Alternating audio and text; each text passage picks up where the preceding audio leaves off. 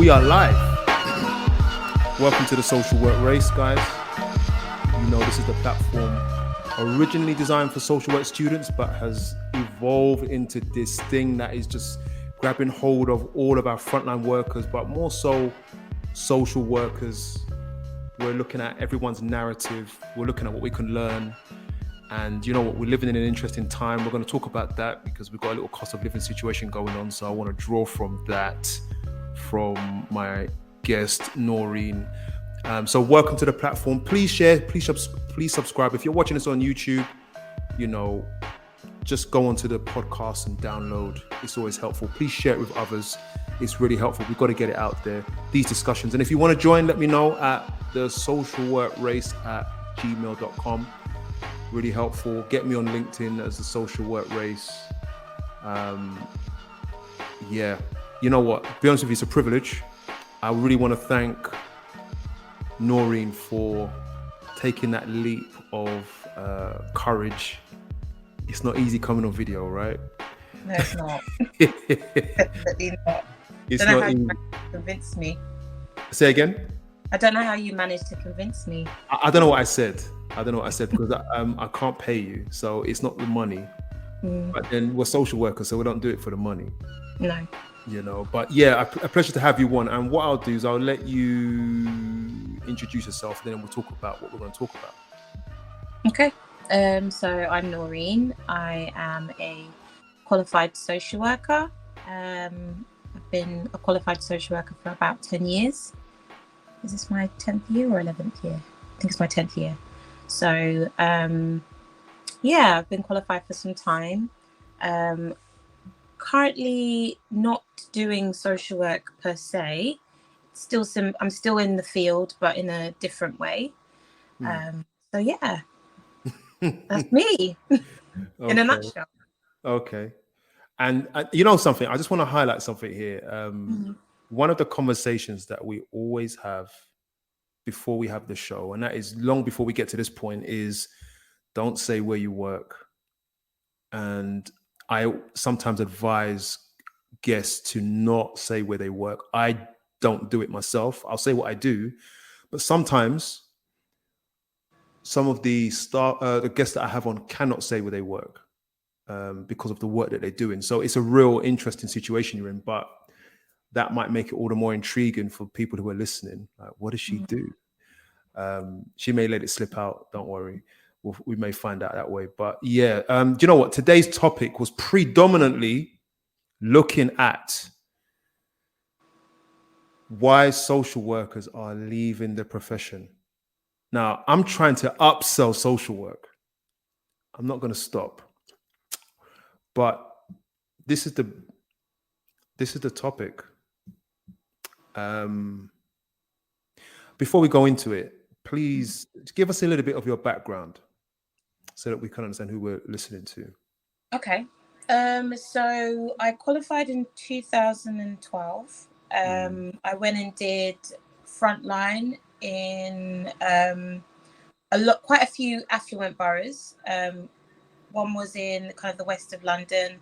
The other was in north of London. So I spent about 4 years doing frontline in the west of London. And then I moved to another borough, a very affluent borough in the north of London, which was for about 3 years. Really loved it at the one in north because, yeah, just really loved it there. And I did struggle with leaving, but I was also at the time, obviously 7 years in at this point, I was at a point where I was just like, I really need to challenge myself and do something different and obviously kind of think about my career development. After staying there for 3 years, I moved to kind of like a neighbouring borough, which was interesting because I think a lot of people are a bit upset that I moved to a neighbouring borough because they're rivals. It sounds like football fiascos, man. It does feel that way, doesn't it? And to be fair, I was only there for 5 months. I didn't really like it. I didn't really get on that well with my manager, although she doesn't know that, actually. I left kind of quite amicably. Yeah. Well, as far as I'm concerned, it was amicable. But I was told that you mustn't burn your bridges in this game. Oh, you cannot. please, if you burn your bridges, that's it. You may as well just say goodbye to social work, find another job. Oh, Because man. when I say the world is small, it is small. Mm. So although there's going to be a few people that you probably don't get on with, there's a personality clash. You just have to bite the bullet and just get on and move forward, because you will see them again. If not, you'll see someone that knows them, and you know how that goes, especially when it comes to recruitment. Yeah. So I was there for about 5 months, and then I moved to another North London borough, which I really enjoyed. I had a really good relationship with my manager. And I still speak about her till this day. She's so good. Still talk to her. So I was there for about a year and a bit, and that's when we had it was like, what was it, the beginning of 2020, and we were just about going into lockdown. It was such a weird time. I remember thinking, are they going to let us go home? Are we going to keep having to come to the office? So yeah, that was an interesting time. Stayed there for about a year and a half, and to be honest with you, I would have stayed there much longer if it wasn't for the fact that I bought my property in that period of time. So, and again, I think lockdown, a lot of people probably say that I saved a lot of money during that time, so it did kind of boost my ability to buy, and then obviously get that stamp duty holiday. So yeah, I moved out of London without necessarily saying where in London, but I moved out of London. Tried to find a borough local to me, and I ended up doing the worst, well, not the worst thing ever, but it's something that they all say, don't ever work in the borough that you live in. And I did that thinking, oh, I'll just walk 5 minutes to my workplace. And that, to be honest with you, that wasn't so much the problem, because the borough that I live in is quite big. But again, I didn't get on with my manager, and she doesn't know that I didn't get on well with her. She might know now, but because we're on this, but she doesn't know that I didn't get on well with her. I just found her to be very not that empathetic. But as obviously, since we're talking about people leaving, I mean, these are some of the things that contribute towards that. I stayed there again for about 5 months, and then I'm in the borough that I'm in now, and I've been there nearly a year. And fortunately, I've stumbled across a really good manager, To be fair, actually, take that back. I went into that borough initially as a locum, just doing frontline social work. Most of my jobs have been frontline, either assessment or child protection, but mainly assessment, because that's what I prefer. And then I did that for about 7 months. And then I stumbled across a role where it was a kind of like a step up from what I'm currently doing now, a step up from what I was doing before, but more kind of focusing on the workforce, and focusing on how to not only retain and recruit social workers, but developing them and getting them to, a place, getting them to kind of promote themselves upwards. So that's not only just kind of social worker going into senior or team manager, but even higher than that. So that's where my role kind of focuses on, trying to develop those social workers, those roles. It is interesting, and I guess we're making our way into the topic now. But it is interesting that one or two at a time, in terms of local authorities, are recognizing, right, let's now invest in the staff that we have. This is a big topic for me. Oh man. Let's invest, not just get heads, but let's invest in the staff that we have, because retention is a thing. And retention, I think, is and maybe you can go into it a bit more. Retention of staff is not just a word; it's a change of culture, perspective. I mean, you can go into it if you want to. But what does retention mean for you now you're in this type of work? It's interesting, because I think whilst my objective is to get the local authority that I'm working in to a place where they have more social workers coming into the field, good social workers, not just any social workers, but obviously really good social workers, team managers. We need more staff, good staff. The other part of me, which is the social work side of me, that's just very much like, I also understand why they're not taking this job. I also understand why they are fleeing the profession. and not just moving from borough to borough to borough. Yeah. I've definitely noticed a shift. I don't know whether I've noticed a shift because I'm in this job right now, or whether it's always been happening and I've never paid much attention to it. And that could be because I was agency. So being agency or locum, I never really had to invest in a particular local authority. If I wasn't happy with something, I'll try my best to keep it going. But if I wasn't happy about something, I'll just leave and find somewhere else where I'm more comfortable. And that suited me for many reasons, not only the money, I'm not going to lie, it was a decent amount of money, but it was also about not having to get caught up in the politics of whatever was going on in that local authority. I didn't have to pay no mind to what this one is saying about that one, and this person was not able to go for this promotion or that. But you know, those little things that happen within every workplace that you go to. So it suited me to kind of be agency and just kind of be free flowing and just, you know, and at some point, obviously, the main reason why I was thinking about going permanent was obviously because I'd bought my property. Now I'd done what I said I was going to do. And now it was time for me to really invest in my career development. So that's my reason for going permanent. I know everybody else's reason is different for various different reasons, but I don't know if I would go permanent as a frontline social worker. And that's me being completely honest. Okay. So yeah, when you say that, that goes still then back to the question. You've got a dog? No. This is next door, please. Yeah. Let me shut the window. No, it's okay. It's okay. People love dogs. The Brits love dogs, so they probably want to hear that barking, to be honest. Although, to be fair, I do want one. I've got to figure things out first. But yeah, that's not mine. That's next door. Babysit. I heard that if you babysit a dog, then you do well. I'm in negotiations with my colleague about having her dog over for the weekend. So we'll see. Wow. If it doesn't work out. Yeah, forget it. Yeah, forget it. Side note, my kids want a dog so bad. And I'm like, you don't understand what this means. It's not just stroking and playing. It's more. Anyway, let me not go into it. So yeah, they're trying to convince me that. I don't know if it's going to happen. But yeah, so in terms of retention, what does retention mean for you? What is it about? It's about feeling valued. If I'm going to invest myself in a company, I also want to feel valued. I want them to invest in me, you know, whether that's allowing me to go into a particular specialism or allowing me to progress upwards, you know, really developing me as a social worker or a practitioner.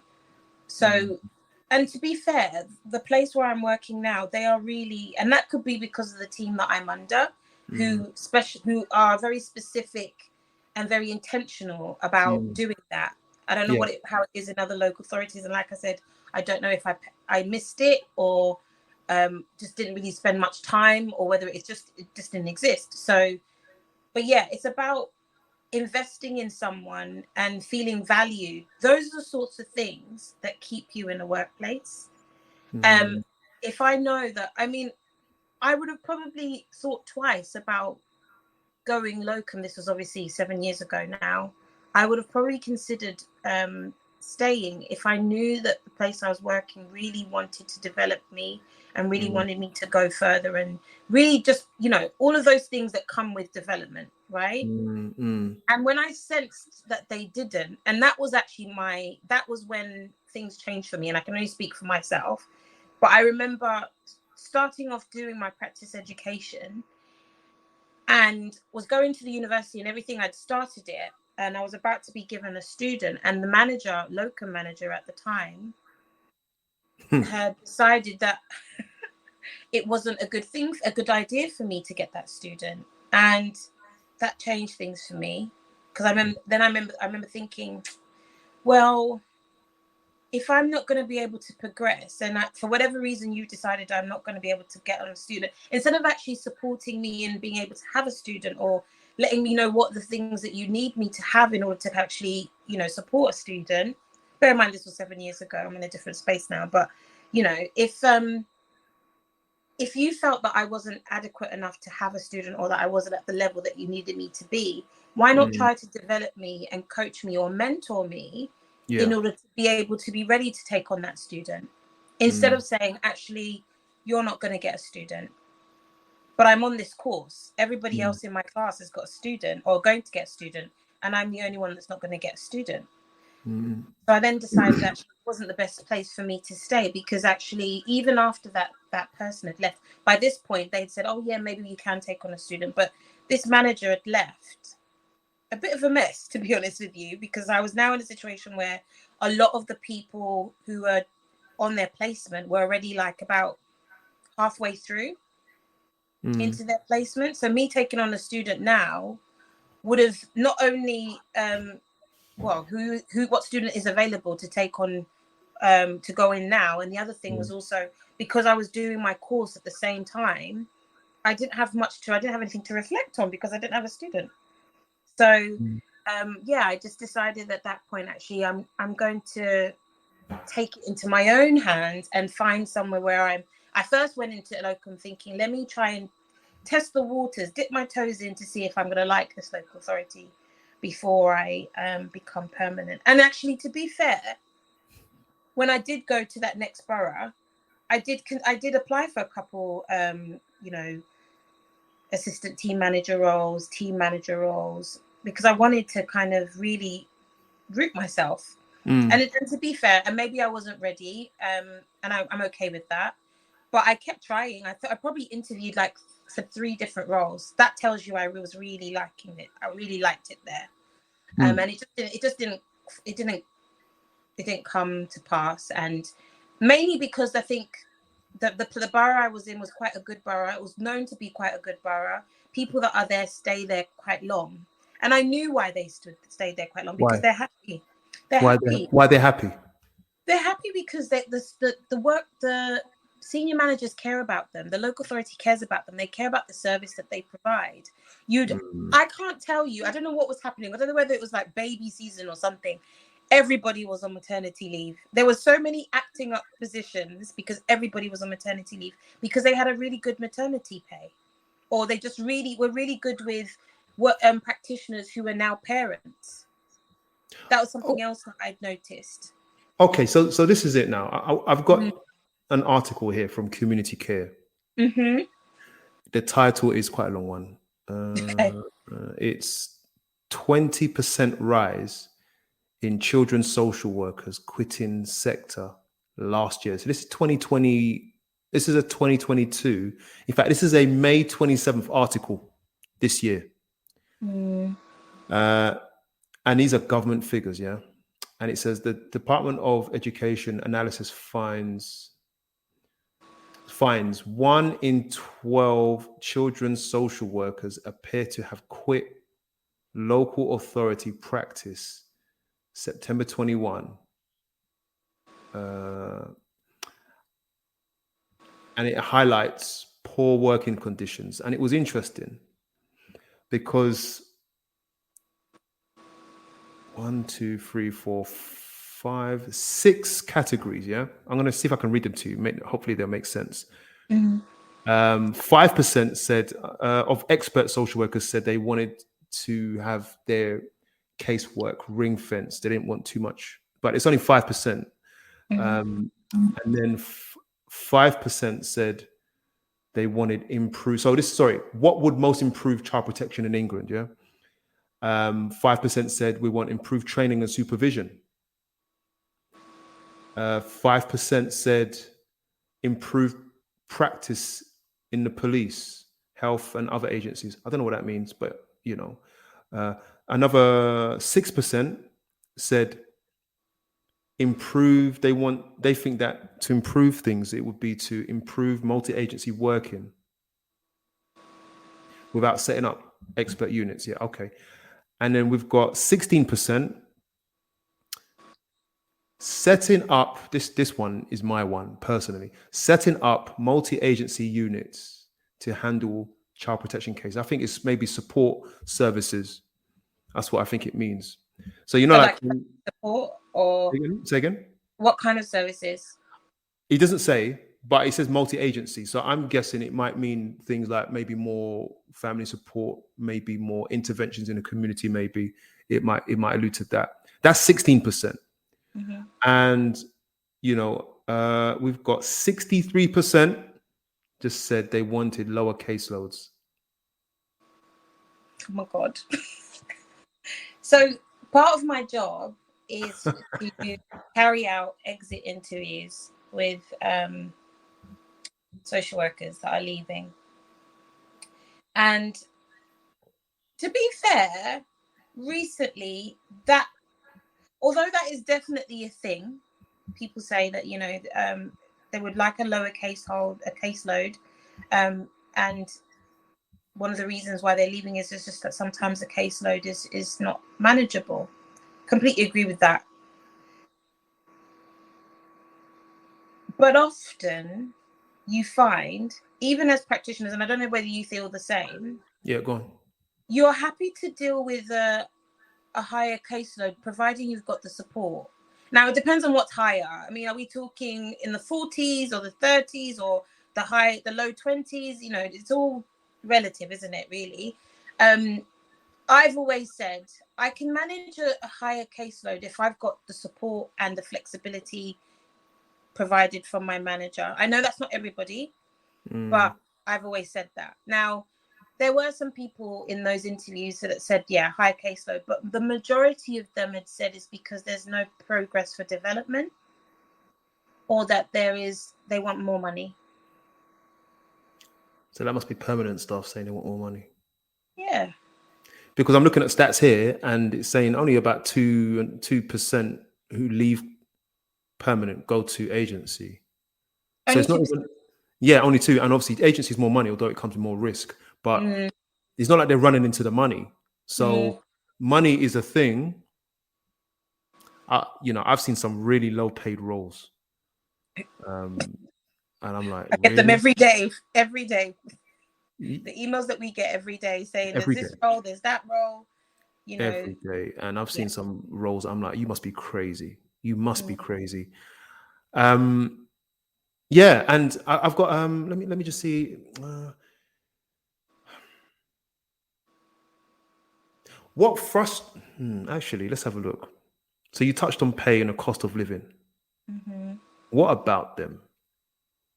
They don't match up. 2 + 2 is not equaling 4. I mean, they don't match at all. But aren't social workers just supposed to just do this job for the love? Okay. Yeah, they do it for the love, but at least let me be able to put food on my table, pay my rent, progress somehow, buy a house, do the things that everybody should have access to. There's nothing. I mean, look at the current situation we've got now with the nurses, for example. And everyone's just like, no, you guys should be doing this job because you should love to help people and all those things. We're happy to do those jobs. Don't get me wrong. But how can I do it and then still queuing up at the food bank to get food? How's that possible? How have I done a 10-hour shift and then I'm now at the food bank to get food? The last dribs, by the way, because everybody else had queued up from morning. I can only get there from what time? Interesting. I'm unable to put petrol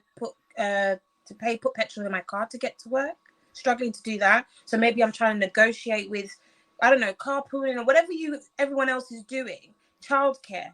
All of these things that come into play when it comes to having a living. How can I would love to do my job for free if it meant that all of these things were covered and paid. I get you. Do you know what I mean? We're not, it's not charity. We can't do this. It's not possible to do it for free. So at least let me be able to just pay my rent, buy food and put, heat my house. Do you know what? Let me take that further. I think that sounds, what you're saying is actually nice, and it shows that you're in it for the right reason. But it's unsustainable because economically, there needs to be a level of progression just on an economic basis, because inflation is always going to go up. It will never go Yeah. down. And if you earn the same amount of money for 10 years, actually, you're actually earning less, because it's not like money's going up by much. I remember before I came into social work, looking at the wages, and people were saying, and this is when I was studying actually, people were saying, I'm going to go to this borough because they're paying 37. Mm-hmm. But if you go to that borough, they're only paying 34. Mm-hmm. This borough is paying 36. And people are building their hopes on £2,000-3,000 a year, which isn't money. Mm. And for those of us who maybe own houses or have children, it isn't money. And you're thinking, okay, I've got 60, 70 grand debt. I need to get a job now for 35k, 36 if I'm there for a year, 37 if I'm there for another year. That's not progression. And when you factor in inflation over time, you're losing. So you're only going to go downhill eventually. I'm with you, but no, not for me. The thing is, you can't make someone feel bad for wanting to make a living. You can't. Right. We all go into different professions for different reasons. And yes, it's one of those professions, nurses, police, social workers, where it's seen as a job that everybody always says to you, oh my God, so it's so great that you do, or teachers, including teachers, sorry, I don't want to leave them out. But yeah, they always say, oh my God, I can't believe you're doing that. I could never do it. That's always the comment that you get when someone asks you, what do you do for a living? But then why is the assumption that because I do that for a living, I'm not allowed to live? Why? I don't get rent for free because I'm a social worker. My food is not subsidized because I'm a social worker. My travel's not subsidized because I'm a social worker. So why would you assume that I would just be doing this and that's it? I mean, of course I would love to do it for free if all these other things were paid. No problem. So yeah, no, I think it needs to match up. It needs to match up. And yeah, a lot of people are leaving because right now the cost of living is crazy, and they're having to make some difficult decisions about whether to be in debt or at least make sure they've got heating. I mean, come October, things are going to change again, so they have to make those decisions. Some people have left places and even though they love where they work, but they know they need to go in order to kind of reduce their debts or just, plan for the changes in October. That's interesting. For people who are on, say, the 35, and we're calling out the wages, which is the average 35, 36, 37, you'd be lucky if you get 38, 39, maybe £1,000 a year for a social work role, child protection, or even adults maybe. When the £400 bill comes for energy in about 3 months' time, it's going to cause a lot of people to reevaluate, and they may actually run to the locum position just to earn extra. Saying that, this is something that disturbed me.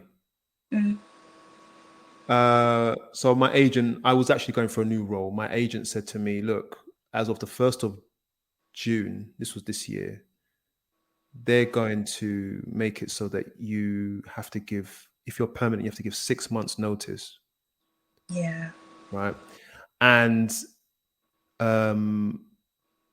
there's an agreement, I think it's called the London Agreement, where they're saying that they're capping the wages that they're paying locum now. And I said, that's amazing, isn't it? Is that the first thing that they want to do? I mean, I can also see it from the perspective of the local authority. I do see it from their perspective also. I appreciate, trust me, I've been local for a long time. I get it. You've got to do what you've got to do in order to kind of make a living. But as a local authority, what you might find is you're losing a lot of people to go agency. And then that same person that was permanent, who left maybe, let's say, a month ago, is now applying for an agency role. I know one person that did that, but yeah. I mean, they have to stop somewhere. I mean, I don't know whether it will work, and that whole thing about capping agency money, it's an agreement between local authorities to decide, okay, we're not going to be in competition with one another. We'll try not to be anyway. But bear in mind, we're all in a situation where we don't have staff, and you know what that does to the rest of the staff that's still there. So they'll say, okay, you can only pay this amount. Everybody's agreement with that. And then what tends to happen, because everyone's so desperate, one local authority breaks it, then everyone else breaks it. Right. I think we've seen it already because I've seen it. Yeah. Yeah. And then the 6-month rule, which is my understanding is that say all the London boroughs have signed this agreement that if anyone who's permanent leaves to go locum, they can't work in any of the London boroughs. Oh, is that what that means? Okay. Yeah. So if say I was in Newham and I'm a permanent worker and I now decide I want to go to, I don't know, Barking and Dagenham or something. I don't know if Barking and Dagenham. Mm-hmm. Then I can't do that and within the 6 months of me leaving. And that's the agreement. I've heard people call the assistant directors to say, this person's coming to your local authority, do not accept them because you signed this agreement. That's happened. This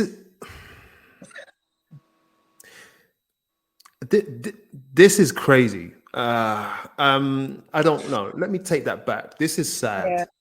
Yeah. Because really they're shooting themselves in the foot.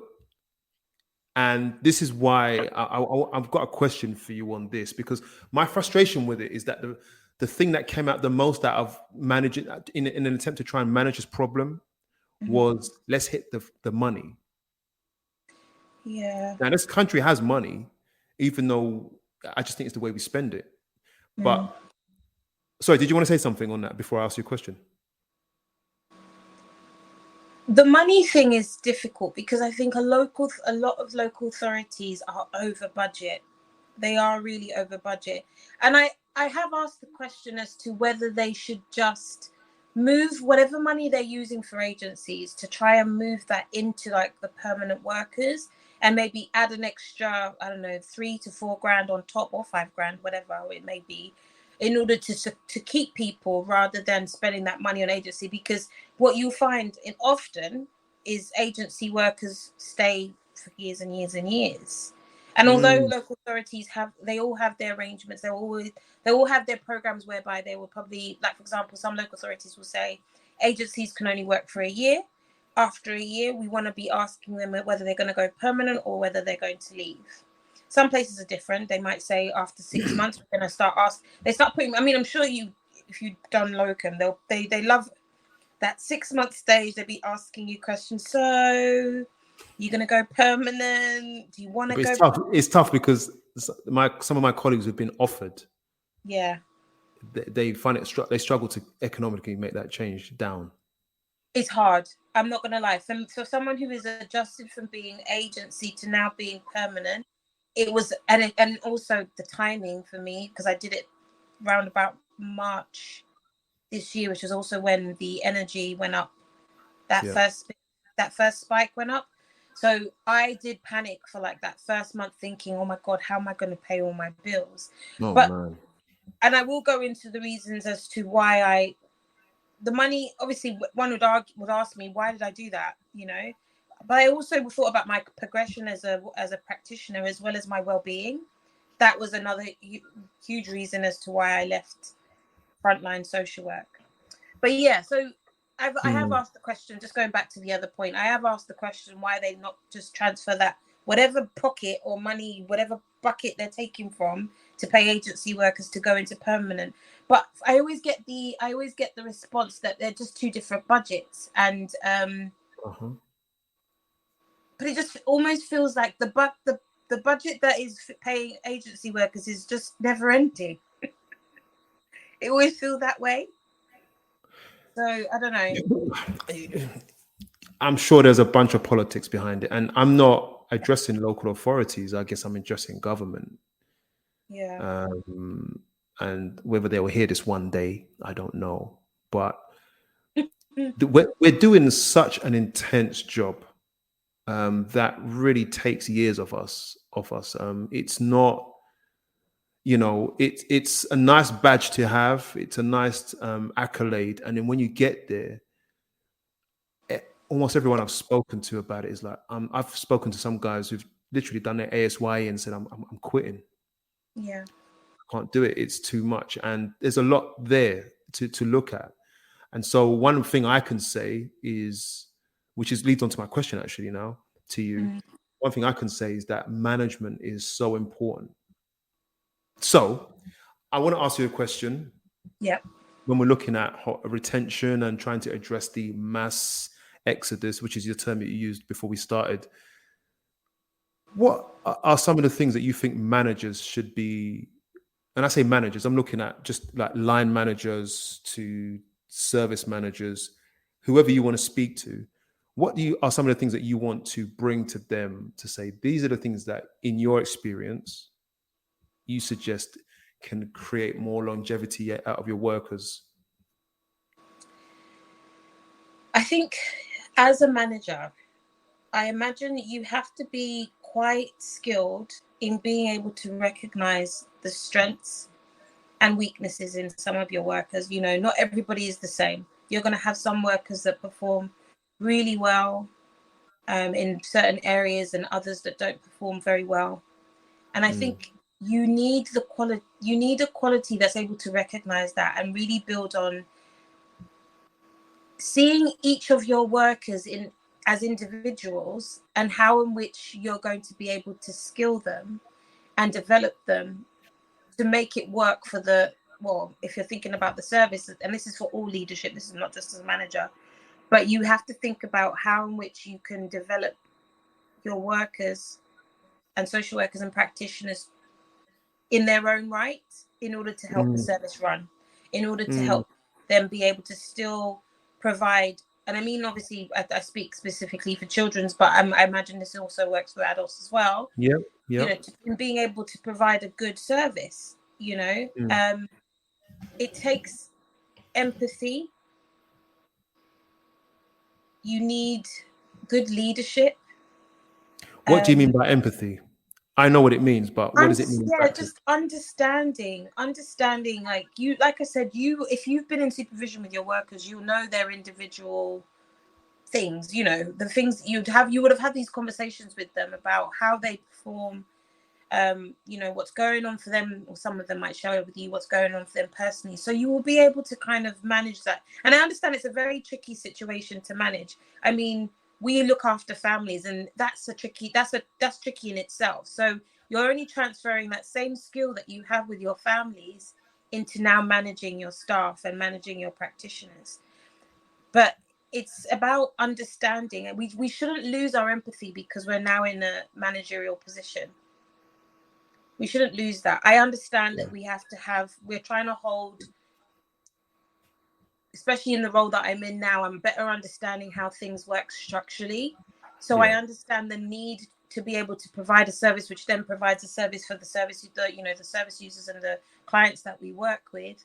But I also know if you don't look after the well-being of your staff, you're sending out a member of staff that's quite dangerous for the families that you're working with as well. Do you know what I mean? Yeah. If you're not making sure that your workers are in a good space as well. So that's what I mean about empathy. You need to understand where they're coming from. I'm not saying managers do this, but I wouldn't allocate, I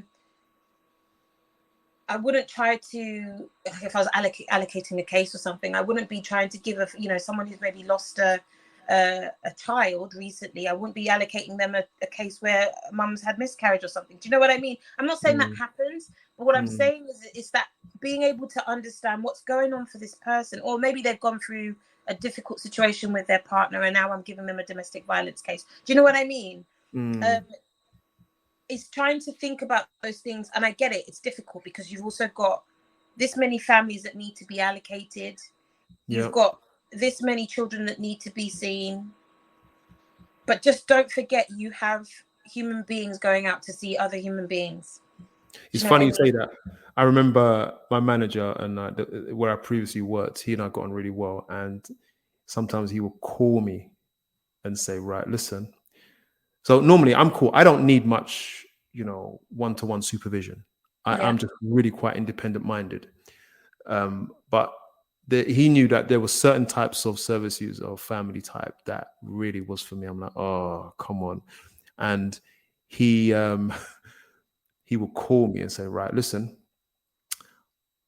I have no one else to give this case to.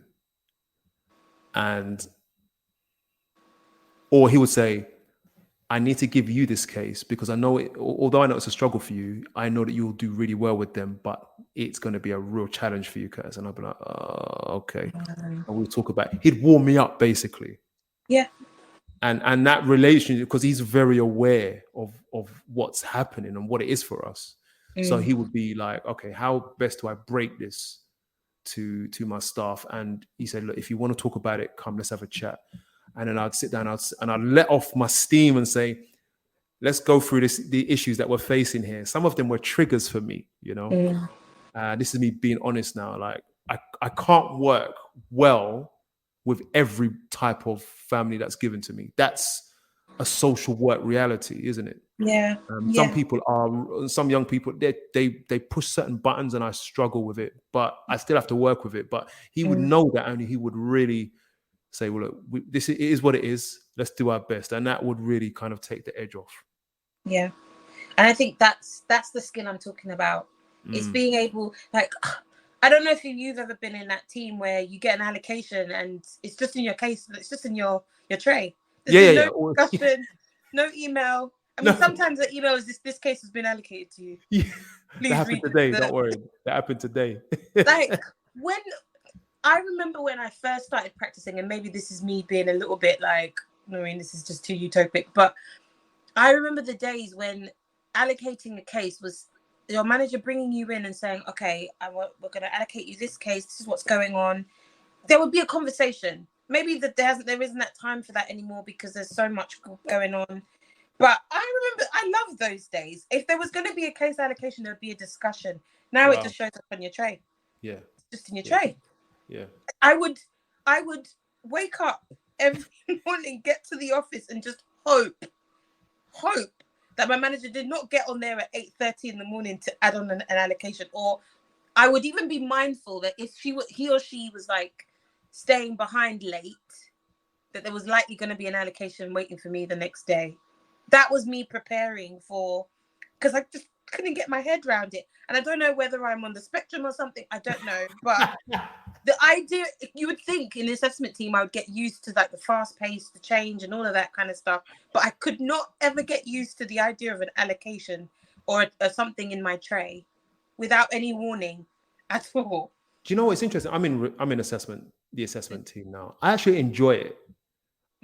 So I worked in safeguarding before, and that was for me. I'm tired now. Actually, let's have a bit of a rant. I was going to mention that, but let's have a bit of a rant. So safeguarding for me was tough because I found it hard to do the long-term work and be consistently good. Yeah. Especially when you're met with a lot of resistance, accusations, attitudes. No movement. That is a struggle for me. Yeah, go on. Sorry. No. I know. I completely agree with you. And it was one of the reasons why assessment suited me better, because I did like the short-term work. I knew that there was an end. It's just how my brain is wired. Although I love the idea of being able to see a family through and really work on a case to the point where they you're stepping them down. That's one of the best feelings ever. But when you're looking at a family that you've been working with for a year, sometimes longer, that has a huge impact on you. I remember like working with a family, and it was a Polish family, and mum only spoke Polish in that family. I guarantee you. What you mean they couldn't speak English? They could not speak English. I always had to have an interpreter. Every 2 weeks, I had my interpreter there with me. Yeah. But it got to the point I started understanding the language. Wow. It got to the point where I saw that family more than I saw my own family. This is it. And I said, this can't be the case. I can't be. I mean, it was so routine. And the children got used to me. I love that. I love the fact that we built that relationship. And it's always good to have that rapport with a family. Don't get me wrong. But it was a case that was not moving. Yeah. Nothing was changing. In fact, the only reason why they came off my case was because they moved out of the area, you know. But I couldn't do it. I So couldn't do it. is it because, I guess let's reflect on you for a minute. You listeners, we're just gonna have a bit of a reflective Supervision. session now. This is gonna be supervision for Noreen now. So Thank look, you. it's all right. It's free of charge. I'm not charging you. Anywhere where I can get free supervision, You'll take it, because I'm I'll just take about it. I'm gonna send you the supervision record afterwards. All right. No problem. Yeah. So when you reflect on it, is there anything you could have done better?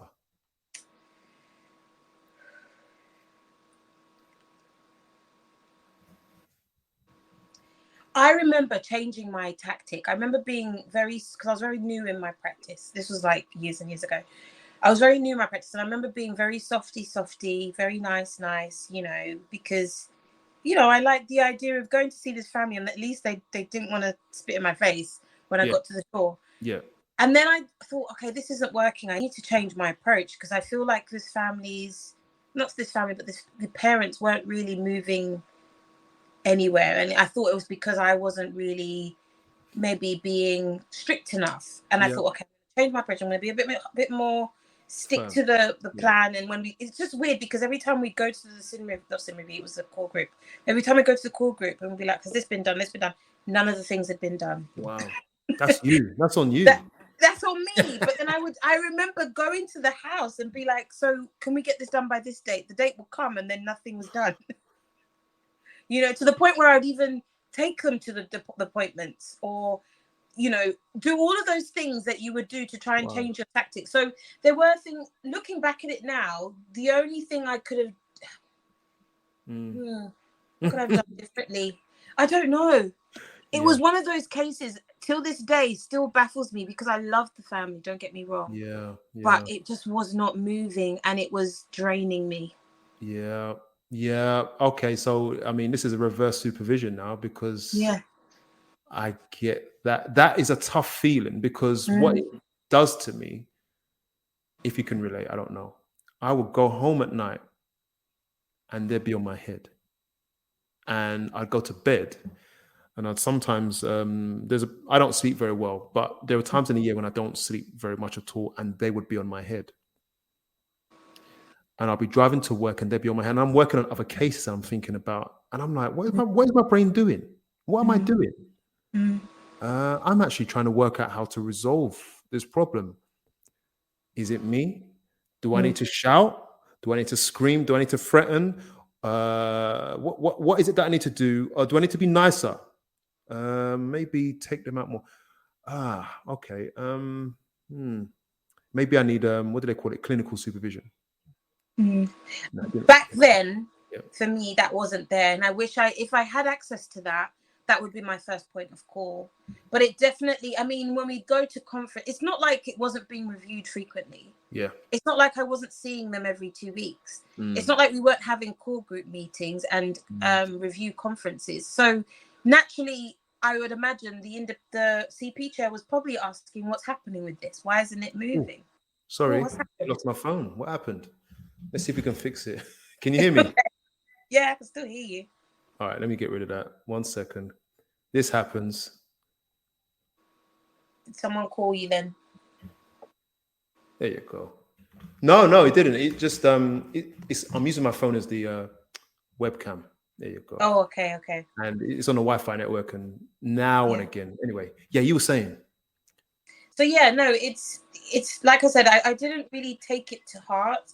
I just felt like I'm not as effective as I could be in this team, you know, and maybe my skills are best placed in short term. Well, you know, and for my own well-being. Yeah, and for my own well-being, because I can't. I need my brain needs to. It just works in a way that's very, and maybe that's because I'm very task-centered. I definitely learned that about myself. I was more task-centered than I was solution-focused. That's just how my brain was wired, and I tried my best to try and be more solution-focused. But it takes time. It takes Mm, time to learn how to be solution focused, especially when you don't have the solution, mm. And it got to the point where I did feel like, actually, I'll tell you what I could have done differently. I could have empowered them more instead of do for them. Do you know what I mean? I could have definitely taught them how to do, like, for example, the fact that each time I was coming with an interpreter, why wasn't I encouraging them more to go to those classes? Language, Do free you know what I language mean? classes. Yeah. It got to the point where I was learning the language. Do you know what I mean? Like, how is that possible? I'd literally Mm. walk in and it was Poland. That was how, there was no English in that house. The only person speaking English was me. And I would recognize words, and I wouldn't necessarily need the interpreter to translate that bit for me because I knew what she was saying. Because she'd probably say it every week, to be honest with you. But, that was probably the other issue as well. But, yeah, no, I think just kind of going back to what you're saying around leaving the profession, it's over the years, it's only till I've moved into this role that I'm in now, and that was in March this year.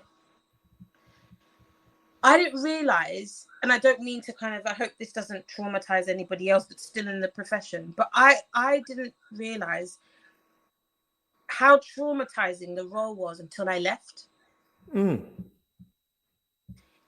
And maybe it's because I never had the space to really reflect on what was going on for me when I was doing all this frontline work, because you're just churning, especially with the assessment team.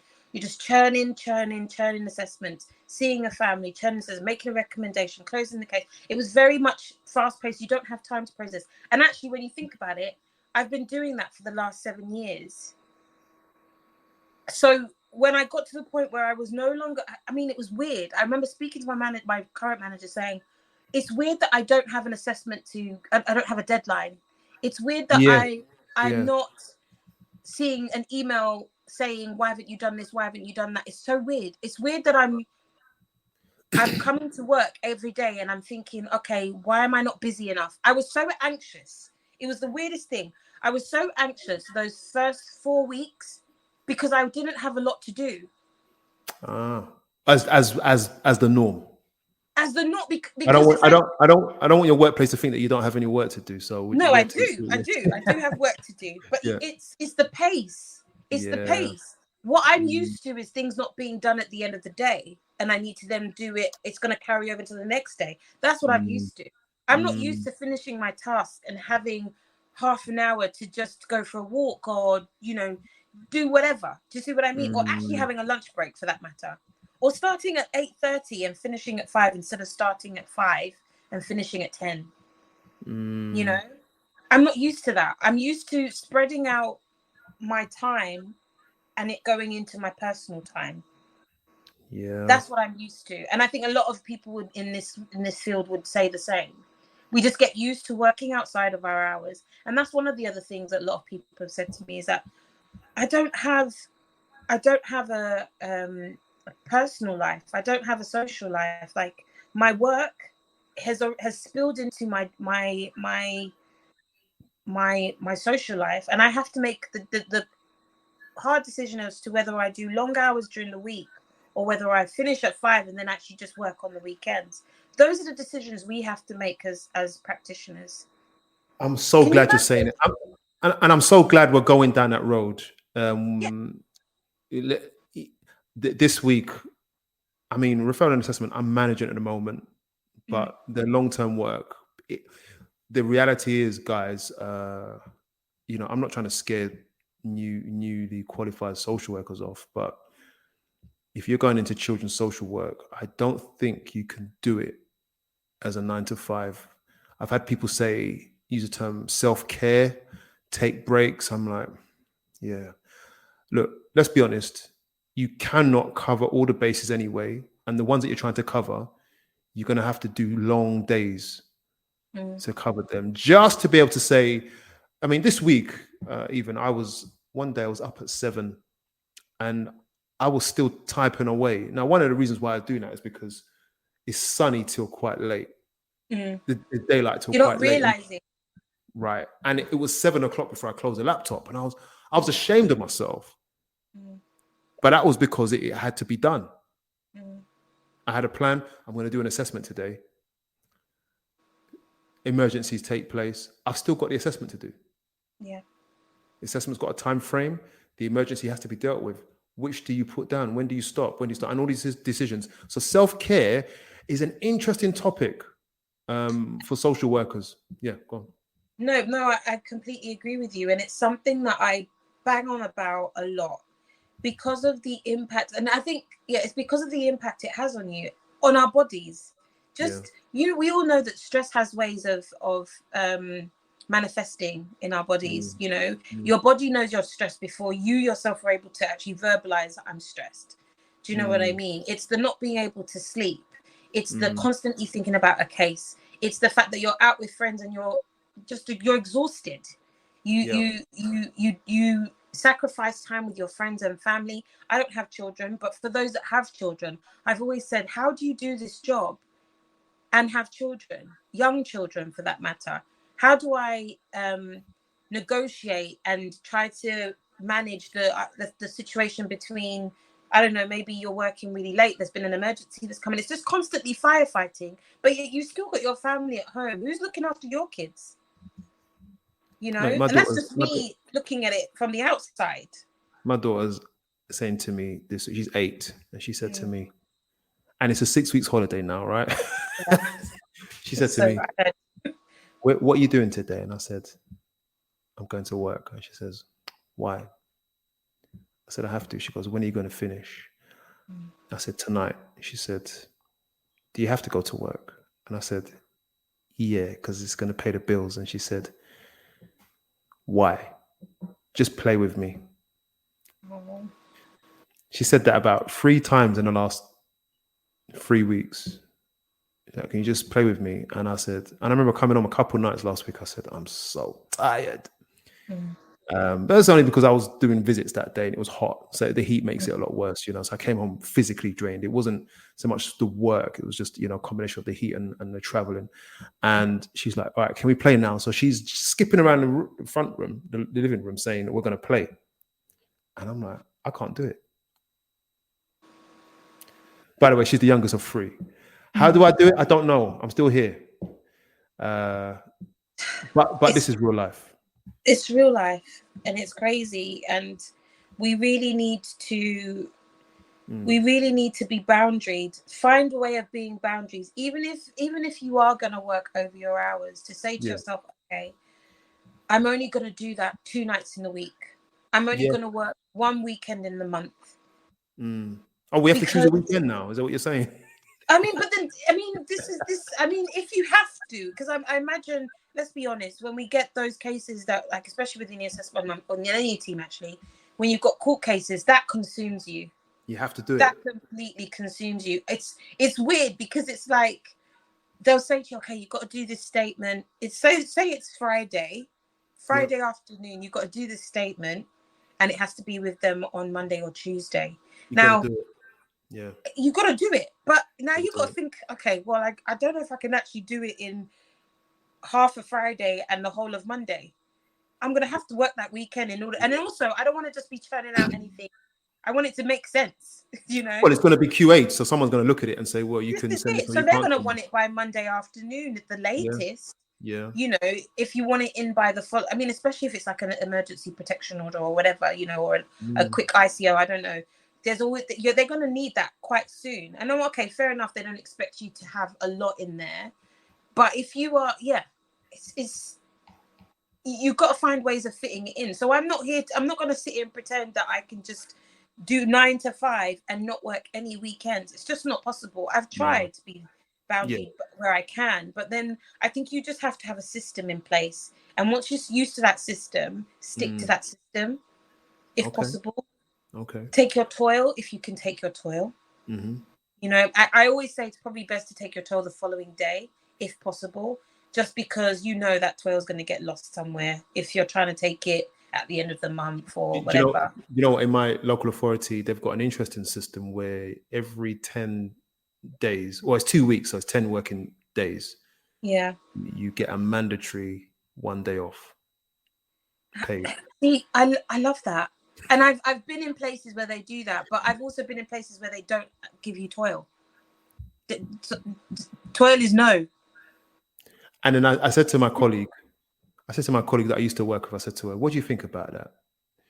And she said, Curtis, in 2 weeks, I clock up more than a day's toil. so really, I mean, it's working for now. It's working for now, and it's a different But are team. you using those toil days? Are you actually not working on those days? I'm not working yet. That's okay. Well, there you go. Yeah. Especially, but if you've got like whatever's due and all sorts of things, or No. it's sometimes it's not even the pressure of your manager; it's your pressure. You're saying to yourself, Yeah. "I want to finish this task because I know I'm going to be getting this task next week." Yeah. Do you know what I hate? I hate emails building up. You see that red little indicator on the. Oh, mate, that gets me. There's something about it that gets me. I love checking emails. Right. And so today I was like, right. It was 5 o'clock. I was like, hold on a minute. I looked at the bottom of the screen. It was 5 o'clock. I was like, I'm still typing. So my wife and I were chatting away, and I'm typing up case notes. Also chatting. I said to her, I'll be finished in a minute. I don't know my visits. I want to get the case notes done.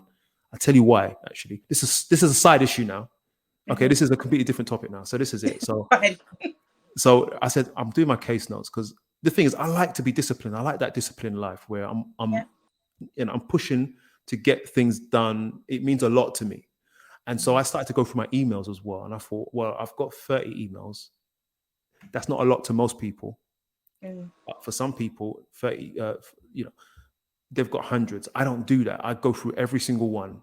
Otherwise, I'm going to go to bed thinking I need to answer emails, right? Anyway, so my colleague calls me today and she says, Curtis, one of my other mates, their child service user died. And she said to me, this was about lunchtime. She said, and you know what, Curtis? As soon as that happened, the police called her to interview her, and Ofsted came along to interview her as well to see what she had done. And I was like, that must be so traumatic. But look what a social worker has to go through, because I just did a TikTok the other day. Everyone, in the NHS, people die at the hands of surgeons and misdiagnosis, or they're missed all the time. It's just a thing. But with social workers, when it goes wrong, our heads get chopped off in public. Yeah. So they went through it with her and found that she had case noted everything that she had done. Wow. Luckily. So there is a pressure there to get it done, and and I'm sometimes working with when I used to work in safeguarding, there's a couple of families I had, I'm like, is this going to happen to me? And so for social workers, I want people to know this is a no joke job. No. You don't get grace. No. And it's interesting because we know this because we're in the profession. The responsibility of safeguarding is on everybody that's working with that family. We know that. I don't know whether the world knows that, but we know that. So equally, if I'm responsible for this child, so is the police officer that saw them that day. So is the teacher that sees them 5 days a week, more often than I do. So is the health visitor that probably sees them quite frequently. We're all responsible. And not to say we need to push the blame. Obviously, if there's something I haven't done, that's going to be found in the investigation, when they're doing their checks and stuff. But it's just, there's so many things that it can put people off. And I'm not saying obviously that's a rare thing to happen for a practitioner. And trust me, it can definitely raise a huge level of anxiety in terms of how you practice at that point onwards, because you're just like, everything's got to be recorded. But there's also, let's say you've done a visit at 6 o'clock. Does someone really expect you to put that visit up by 7 o'clock that day? You can definitely get it in by the morning, but by this point, you've let's say you finish your visit at 8, because that happens. We know that's happened. It's probably even later. I remember working till midnight at one point. That case note's not going to be up until the next day. I'm shattered. Well, I know people who are weeks behind. That's a problem. Be honest, that is a problem. To be weeks behind, even if, come on, even if you just get on bullet points to say, this is what I've done. This, just But and yeah, then come back to me. I know, and this goes back to that thing of we need to lower caseloads, because what I tend to do is I tend to do a couple of days of visits, and then it's the administrative work, and then that gives room for what is guaranteed a couple of emergencies, and if you get those emergencies, that's a day gone trying to fight a little fire. So I've got 2 days left to do my admin. Now I'm behind, and that's that was in my previous role, every single week. And I remember there was a particular time when, and I'm going to round up in a second, I've got a question for you. I remember there was a time when I said, right, let me do all my emails. I took a week off. No, 4 to days. do your emails. No, no, I took a week of toil. It was about 4 days of toil. Okay. I was going to say, why are you taking off time to do your emails? But okay. No, I took a 4 days, and I came back to 150 emails. Yeah. Sounds right. And then I was thinking, what's happened? Now, what I'm going to do is I'm going to do my emails because my phone's ringing. But if I answer my phone, I want me to do my emails. I've got assessments to do, and I've got visits to make. What I'm going to do is I'm going to spend the next 3 days hammering out my admin. So I did that. I did the case noting, I did the assessments, and I did emails. Some people, you might think that doesn't sound like a lot, but that's a lot. Yeah. And as a result of doing that, I missed out on appointments, which frustrated a lot of professionals. Key appointments. Yeah. And I was almost late on visits. I've never missed out on visits or assessments. I've always been on time. But if you try to do your job 100%, you're still going to end up back in failure. So I think we're speaking to the system. I'd like to sit here and say, thankfully, I've never gone over deadline with anything, but it's come at a cost. And this is one of the reasons why social workers are leaving the profession. It's a 70% on this survey. It's 1,120 social workers. 701 of them said we need lower caseloads so we can do our job properly. And it all goes hand in hand, doesn't it? Because if you have less workers in a place, it means the people that are left behind have a higher caseload. That's what happens. And I don't know what's going to be needed to revitalize and bring people back into the profession, because I can see things getting progressively worse. Yeah. I don't know what they're going to need to change. I mean, I could say pay, but I know that's not an easy fix. I don't think and it's not likely. It doesn't look like it that people are running from permanent to agency. That's not what stats are showing. No, that's good to know. So maybe it's just that people are moving, just from different local authorities, but I also know that people are leaving the profession altogether. They're leaving the profession after a couple of years. I think up to 5 years is people are maxing out, and I can get it. Yeah. No, go ahead. No, you first. Sorry. No, I'd like to say that we have the answers. We don't have them today, but at least we're talking about it. Yeah. And capping wages is not the answer. We know that. It's not doing anything. Don't do that. It's not doing anything, and it hasn't worked. Second time round, I think they've been doing it, and it's not worked. No. I guess in rounding up, my question to you is just briefly, in closing, what do you know, according to your experience, what do you know is working to keep social workers in the game? From my experience, it's having a really good leadership, and senior leaders prioritizing retention and progressing their social workers. That's what I've seen, because there are some people that prioritize development over money. It's also about prioritizing their well-being, providing different types of resources, or at least signposting them to different resources in order to be able to do the job that they do, because been discussing it. It's not an easy job. And it does have a way. It can be traumatizing. I'm going to be honest. It can be really traumatizing. Sorry, God. But yeah, it can be really traumatizing. And maybe some of us don't even know that it's impacted on us in that way until you're kind of out of it or able to reflect. It doesn't allow you to reflect as much as it's supposed to be an occupation that encourages you to reflect. It doesn't allow you to if you are bogged down or drowning in cases, or not even just the number, but the complexity of the cases. And that's the other thing as well, just to add to that, it's not just about how many you have, it's about how complex the case is, you know, and the impact that has on you. And some of us don't really know how it's impacted us until later down the line. And we all have that one case we will never forget, or two. We all have that one that wakes you out of your sleep, you know.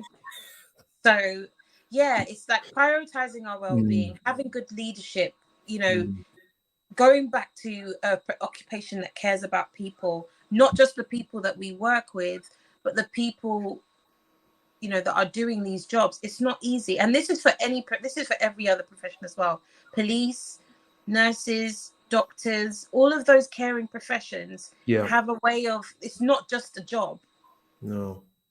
It's not just a job. We do this job because we love doing this job. We love helping people, but it can infiltrate its way into our psyche, you know, all of those things. So we need that. We need that next level support, the support above us. We need that hand.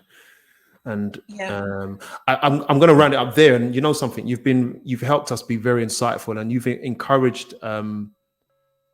encouraged a very real discussion of the frontline life, and also behind the scenes, where you're looking at how your role is about helping local authorities maintain and keep what they have. So that's a really good place. And I think that there might be, I'm always saying this to my guests, there's always a part 2 coming, because I can tell if people can hear, there's a lot that I want to say, because you just bring that out of me, and there's a lot of sorry. Not at all. There's a lot. It's both of us. We've got a lot to say, and only so much time. But I appreciate the time you've given us tonight. Thank you for having me. Will you come back? I will. I mean, there's more to the discussion. There's more to be shared. I mean, I'm excited about what's to come, and I'm hoping that things really do start to change, positive change within our occupation, because otherwise we're going to have a real crisis, and we don't want that. So I'm excited. I know we've had a few conversations outside of this about the sort of things we really need to explore. So yeah, I will definitely come back and have this conversation again. Appreciate you, Noreen. Guys, remember, please share and subscribe to the channel. Don't just sit there in the background, support the channel, and give some gratitude to the guests. It's a real leap of faith again, and bravery to just come on, put yourself on video and talk like you know what you're talking about. That's what we do. So yeah, thank you guys. Listen, we'll see you soon on the next show. Take care of yourselves. Thank you.